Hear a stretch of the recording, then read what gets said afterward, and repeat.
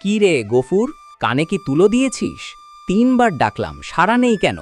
আমার সুদের টাকাগুলো কি তোর ওই মরা জমি থেকে আসমানি পথে আসবে? মহাজন বাবু বসেন। মিতু, মহাজন কাকার জন্য 1 ঘটি জল নিয়ে আয় তো মা। জল খেয়ে পেট ভরবে না গফুর। আজ মাসের শেষ দিন, 10,000 টাকা আজই চাই। না দিতে পারলে তোর ওই হালের বলদটা আমি নিয়ে যাব। বলদটা নিলে আমি জমি চাষ করব কিভাবে কর্তা? এবার খরায় ফসল সব পুড়ে গেছে। আমাকে আর একটা মাস সময় দিন। এক কথা বারবার বলতে ভালো লাগে না। টাকা দে, নয়তো বলদ দে। আমি এখন চললাম, তবে খালি হাতে যাব না। তোর বলদটা নিয়েই ফিরব।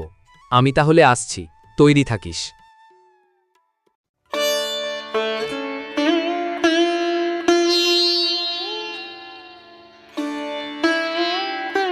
একই করছেন মহাজন বাবু, অন্ধকার হয়ে গেছে, এখন বলদটা নিয়ে যাবেন না।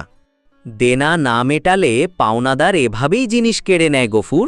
মনে রাখিস, কাল সকালের আগে টাকা না পেলে এই বলদ বাজারে বিক্রি হয়ে যাবে।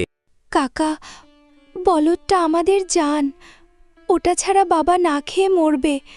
আমাদের একটু দয়া করুন। দয়া দিয়ে পেট ভরে না খুকি, টাকা দিয়ে ভরে। চল রে বলদ, আজ থেকে তুই আমার।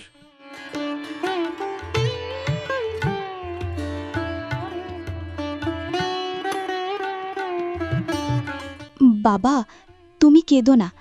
আমি দেখছি এই মহাজনকে কিভাবে উচিত শিক্ষা দেওয়া যায়। আমি তবে একবার বাজারের দিকে যাই, দেখি যদি কোনো রাস্তা পাই।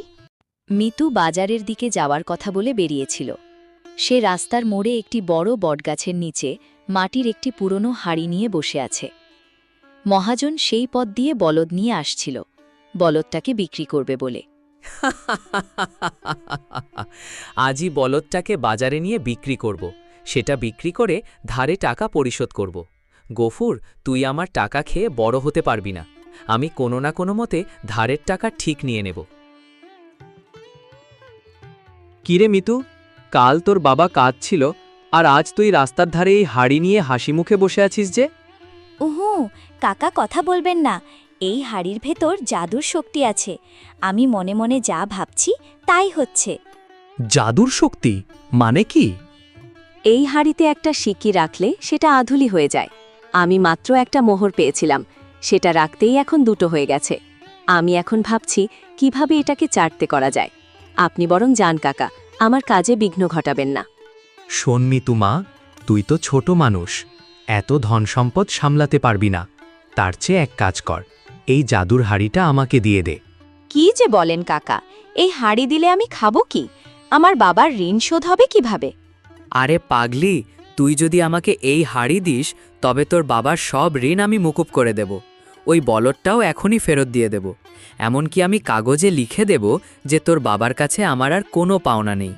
কিন্তু আপনি যদি কথা না রাখেন? আপনি তো খুব চালাক। আরে না না, চল এখনই রহিম চাচার কাছে যাই, সবার সামনে লিখে দেব। চল আমার সাথে, এখনই ফয়সালা হবে। আচ্ছা ঠিক আছে, তাহলে চলুন।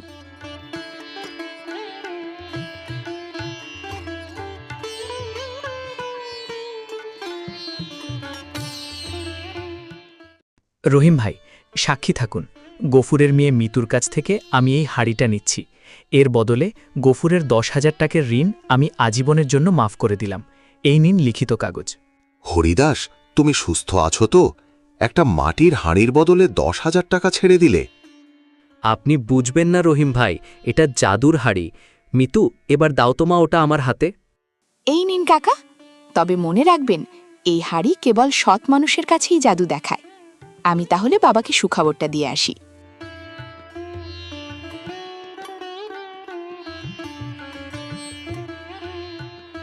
হরিদাস, আমার মনে হয় তুমি অনেক বড় ভুল করলে।